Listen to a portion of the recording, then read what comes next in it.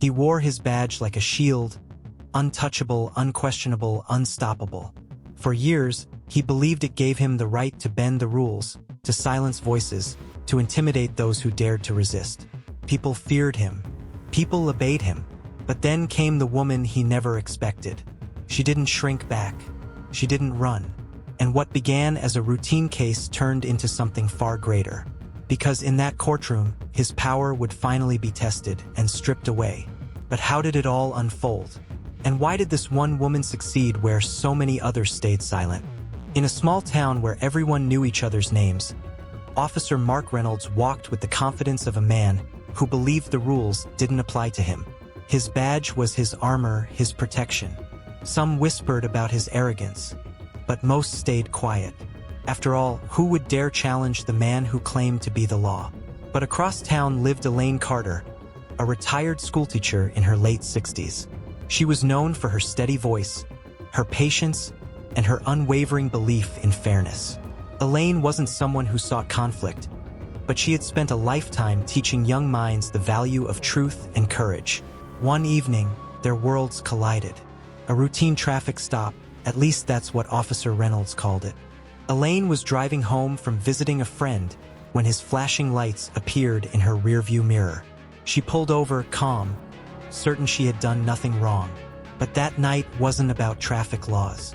It was about control. He spoke to her with condescension, demanded things that made no sense, and when she questioned him, his temper flared. Most would have lowered their eyes, accepted the humiliation, and moved on. Elaine didn't, because deep inside, she knew. If she stayed silent, he would keep doing this to others. And if not now, then when? Elaine reported the incident. At first, it seemed hopeless. Complaints against Reynolds had surfaced before, but each time, they disappeared into paperwork and silence. He was untouchable, protected, but Elaine had something others didn't, a quiet persistence. She kept records, dates, exact words he said. She found witnesses who had seen the stop. She gathered courage the way others gather armor. When the case finally reached the courthouse, Reynolds arrived with his usual swagger. He smirked, certain the courtroom was just another stage where he held the script. Many in town whispered, "Nothing will change. He always walks away clean." But Elaine walked into that courtroom differently. She wasn't there to fight with anger. She was there with truth, and truth, spoken with clarity, can cut deeper than any weapon.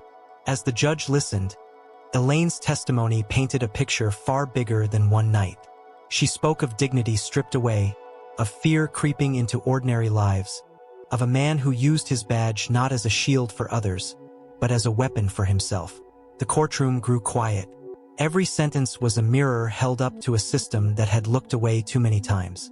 Reynolds shifted in his seat. His confidence cracked, just a little, because this wasn't just about one woman. It was about the many who hadn't dared speak. And still, one question hung heavy in the air. Would justice finally hold him accountable? The turning point came when Elaine revealed something the courtroom hadn't expected. A small audio recorder she had kept in her car that night. The device, barely noticed at first, had captured Reynolds' words in chilling detail. His threats, his arrogance, his abuse of authority. The room froze. Every whisper, every word he had spoken was now undeniable. It wasn't Elaine's word against his anymore. It was his own voice condemning him. Reynolds' face drained of color. The smirk vanished. For the first time in years, the badge on his chest looked less like protection, and more like a weight dragging him down. The judge's gavel struck, but it was the silence that followed that carried the heaviest blow. The courtroom was no longer his stage. It belonged to the truth. And as that truth echoed, one thought lingered. Would this be the moment the town finally broke free from his shadow? The verdict came swiftly. Officer Reynolds was stripped of his badge, his position, and the authority he had abused for far too long. Some said it was overdue. Others admitted they never thought they'd see the day. For Elaine, the victory wasn't about revenge. It was about restoring something larger, faith that courage, even from one voice, can shift the tide. She walked out of that courthouse with no applause, no celebration, just quiet relief.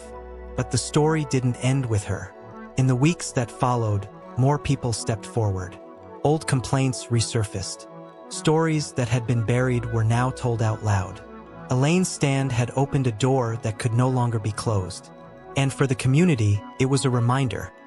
A badge doesn't make someone untouchable. Truth does. Courage does. Elaine went back to her ordinary life, tending her garden, visiting her church, smiling at neighbors. But those who knew her best saw something different.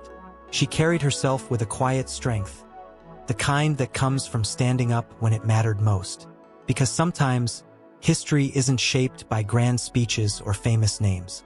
Sometimes, it's shaped by one woman who refuses to bow to fear.